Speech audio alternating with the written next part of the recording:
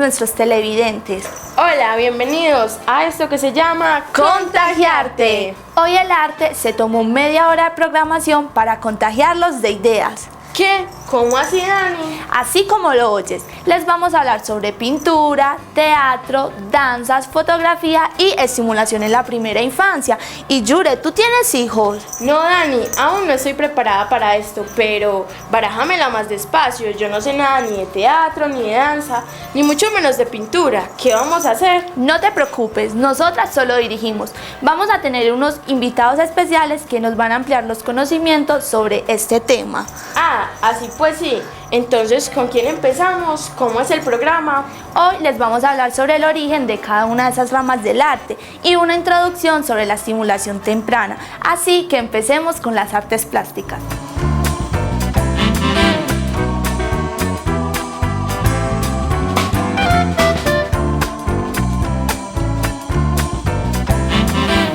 El nacimiento del arte fue uno de los sucesos más extraordinarios de la historia evolutiva del hombre. Hoy vamos a hablar de cómo surgió y por qué es tan importante. Marcelo Ponzone, quien es integrante del grupo artístico Los Mandibuleros, nos va a contar qué es el arte y cuándo empezó. Mientras yo sigo pintando, escuchemos la nota sobre el origen del arte.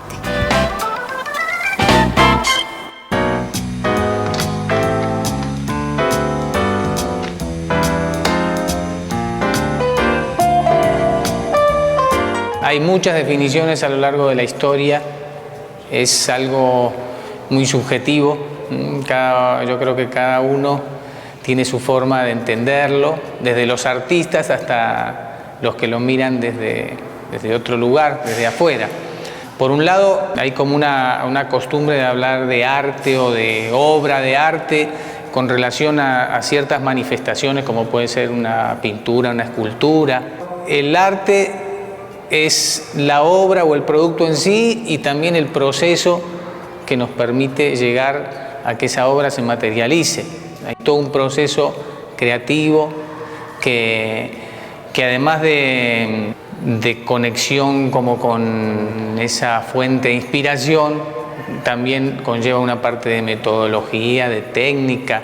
Personalmente yo pienso que el arte es una posibilidad de expresar aquello que llevamos como en lo más íntimo de nosotros. Es una forma de conectarnos con nuestra esencia más profunda, que es a su vez la misma esencia del universo. Entonces siento que cuando nos ponemos las personas en una actitud artística estamos haciendo como una especie de puente entre aquello que no está tan a la vista, pero que hace parte de nuestra identidad profunda, y estamos tratando como de ponerlo, de manifestarlo, de mostrarlo a través del filtro personal y ponerlo al alcance de las personas.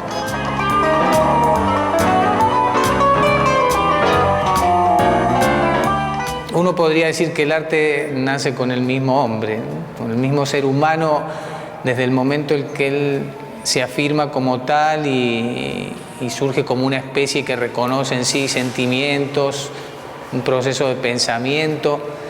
Desde ese momento siento que el ser humano tiene como esa necesidad de plasmar el mundo que lo rodea y plasmarse a sí mismo en algo que no sea él mismo, ¿no? Cómo poder dejar eso que él percibe, todos esos sentimientos y esas sensaciones, poder dejarlas plasmadas en algo. Entonces, lo que hoy vemos nosotros pueden ser obras dibujadas en una roca, pero seguramente aquellos mismos hombres tenían sus canciones, tenían sus danzas, tenían una forma de expresión oral que no está en los registros. Entonces, hablamos de las primeras obras de arte cuando vemos una pintura rupestre, pero eso también es algo muy relativo. Hay mucho que no ha quedado y que sabemos que existió y que seguramente desde esos primeros momentos de la humanidad que se están también revaluando constantemente a través de las investigaciones, y se va viendo que cada vez el hombre da indicios de haber hecho cosas antes de lo que se pensaba. y seguramente la expresión artística va a existir hasta que el último ser humano deje su aliento sobre nuestro planeta.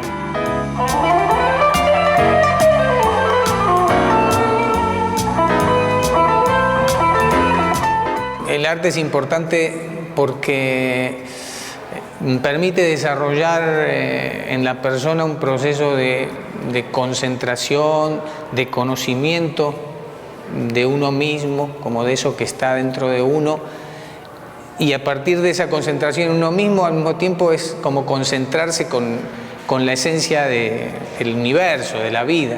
Nosotros somos fragmentos de ese gran universo. Esa misma energía de la vida que late en nosotros, late en cada planta, en cada animal, en cada roca. De manera que cuando nosotros logramos conectarnos con esa fuente, estamos de alguna manera también conectándonos con todo lo que nos rodea.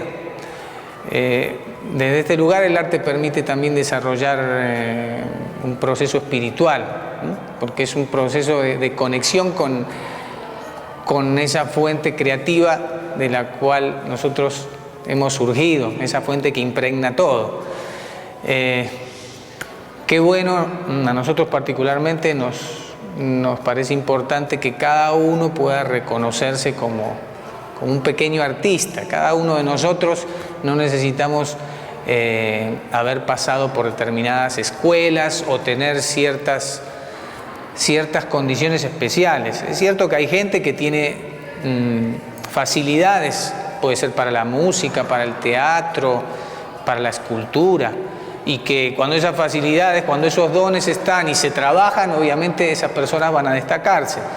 Pero la expresión artística es algo que cualquiera de nosotros puede cultivar, y desde ese lugar, desde el mirarse adentro, mirar al exterior, concentrarse, es como algo que debería ser básico en la formación de cada persona. Así como a cada niño y a cada niña se les enseñan los principios básicos de la matemática, de la lengua. Ojalá, qué bueno que todos ellos también pudieran recibir esos principios básicos de la pintura, de la música, de la expresión escénica. No para que todos sean artistas entre comillas, esa forma de identificar a las personas como artistas, pero sí para que todos aprendan a conocerse más a sí mismos y al mundo que nos rodea, y a desarrollar desde ese lugar también una forma de conexión espiritual.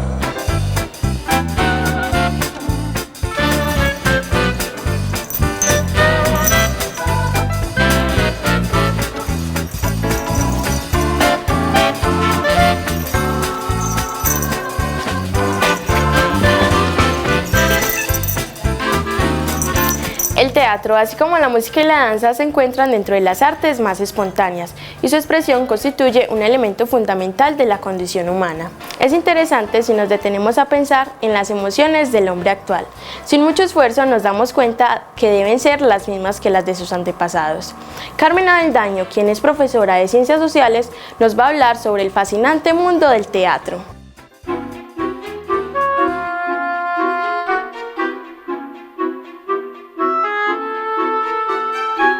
Los orígenes del teatro se encuentran en antiguos ritos de raíz prehistórica, cuando el ser humano empieza a ser consciente de la importancia de la comunicación para las relaciones sociales. Algunas ceremonias religiosas tenían desde su origen un componente de escenificación. Por ejemplo, en los ritos de cacería, el hombre primitivo imitaba animales. Pero la tradición teatral actual tiene sus orígenes concretamente en Grecia. El teatro griego surge cuando se pretende ofrecer una situación ficticia o bien reproducir un acontecimiento del pasado para un público concreto. Pues cuando los miembros de una tribu realizaban una ceremonia religiosa, no existían espectadores. Cada miembro de la tribu tenía asignado un papel dentro del ritual. El teatro griego evoluciona cuando se introduce la palabra, así se pasa de lo ritual a lo mítico. Y surge así la tragedia griega. Más adelante aparece la comedia con un primer componente de sátira y crítica política y social. Gracias al empleo de máscaras, todos los personajes podían ser interpretados por 3 actores: el protagonista, el deuteragonista y el triagonista, puestos en orden de importancia, siendo el protagonista el principal. En la Edad Media, los teatros entran en decadencia, pero esto no acarrea la desaparición de los actores profesionales. Ellos deben adaptarse a esta nueva dinámica de la fase teatral. Así, los cómicos adquieren la habilidad del acróbata, del bailarín, del mimo. Y los diestros en literatura y música se dedican a cantar coplas y a narrar historias. De esta época surgen también las compañías de teatro que se trasladaban en carretas que a la vez les servían de escenario. Estos pequeños espectáculos son el germen de los circos.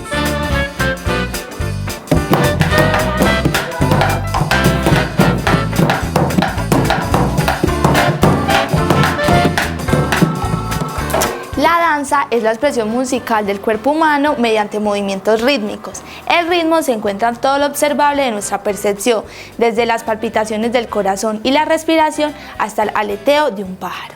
En la nota de danza, José Humberto Molina nos va a contar los aspectos más interesantes de esta práctica, que se convierte en una tradición y que tiene raíces profundas con nuestros ancestros.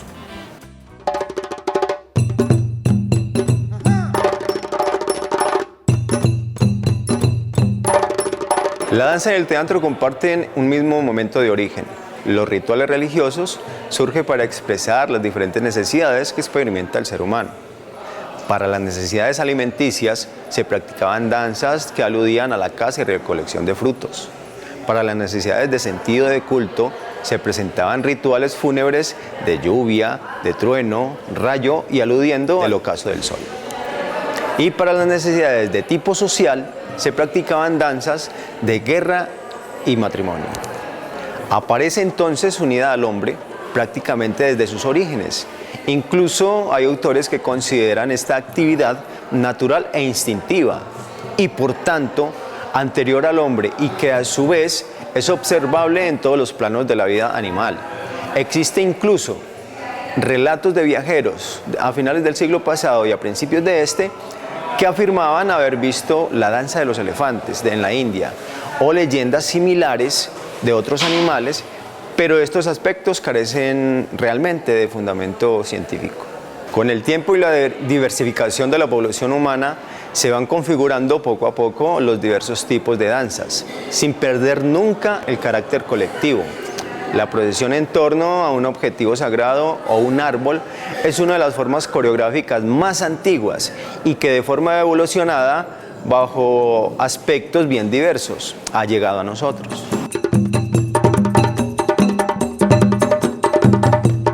Grecia fue el primer lugar donde la danza fue considerada un arte, teniendo una musa dedicada a ella llamada Terpsícore. Los griegos y la mayoría de los pueblos antiguos introdujeron el baile en la mayor parte de sus ceremonias sagradas y profanas. El baile o danza sagrada es de todas la más antigua. La fotografía es el arte y la técnica de obtener imágenes duraderas debido a la acción de la luz. La luz es el elemento fundamental de la fotografía. La raíz del término viene del griego phos, que traduce luz, y grafé, escritura. Entonces fotografía significaría escribir o grabar con luz. Juan Esteban Jaramillo, quien es comunicador gráfico, nos va a contar sobre la historia de la fotografía.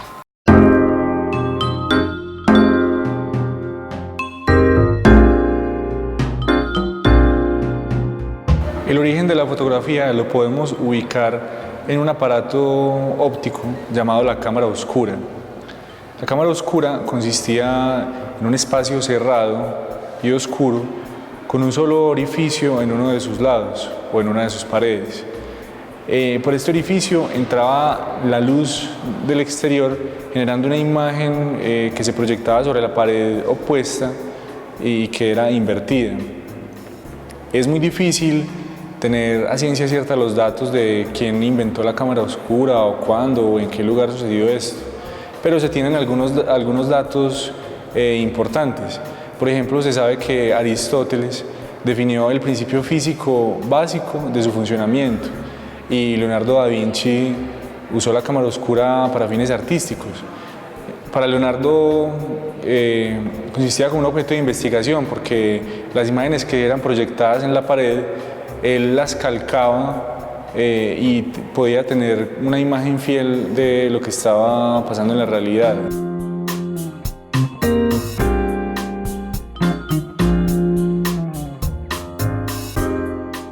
Para que se diera la primera toma fotográfica fue necesario antes que se descubriera un material fotosensible, es decir, un material que la luz lo afectara. Esto se dio en 1726, cuando se descubrió que el nitrato de plata era fotosensible.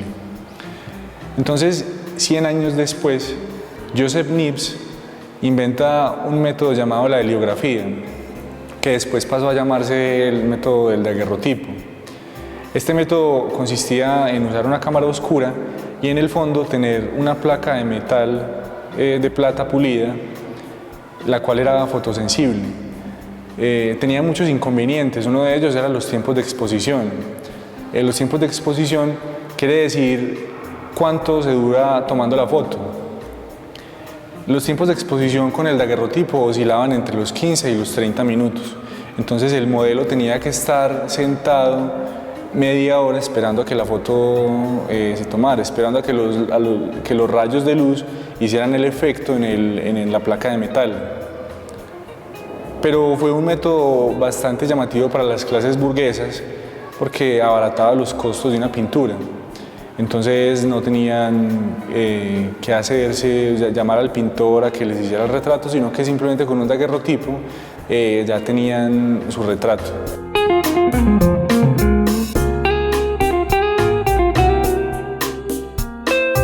Las primeras fotografías que se hicieron con el método del daguerrotipo estaban hechas sobre una placa de metal, por lo que eran bastante pesadas y difíciles de manipular.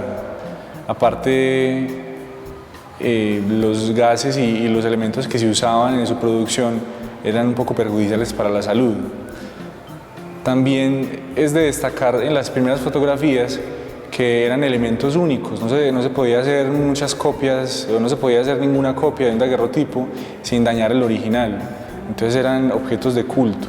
También vale destacar de esas primeras fotografías que eran monocromáticas, es decir, eran a un solo color, como fotografías a blanco y negro, con a veces tonos sepias, tonos amarillos, tonos rojizos. Todo dependía de qué elementos usaran en su producción. Para terminar, tenemos una sección dedicada a las madres que tienen niños entre los 0 y 2 años. En esta sección te vamos a mostrar las formas en las que puedes estimular a tu bebé para que crezca fuerte, sano e inteligente. Veamos la nota que nos presenta Sandra Parra del programa Estimulación Temprana, donde aprenderás más de este importante tema.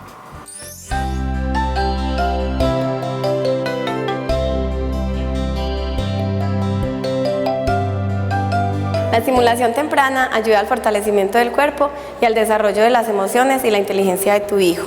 Incorporando todas esas actividades en el juego diario, contribuirás al pleno desarrollo y cuidado de la salud de tu hijo.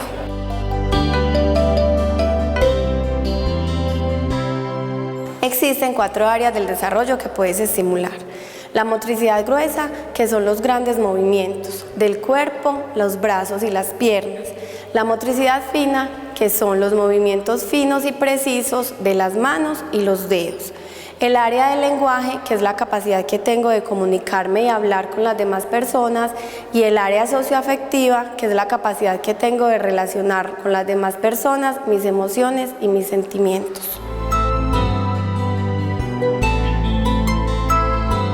Para obtener una buena estimulación se debe tener en cuenta lo siguiente: que los ejercicios o las actividades se desarrollen en un lugar adecuado y en un lugar seguro para ambos, tanto para el niño como para el padre de familia.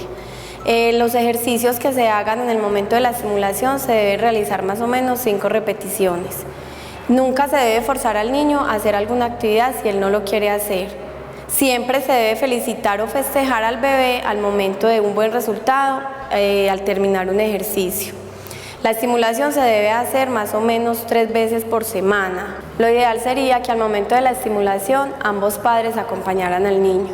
También la estimulación debe ir acompañada de música, de rimas y de rondas.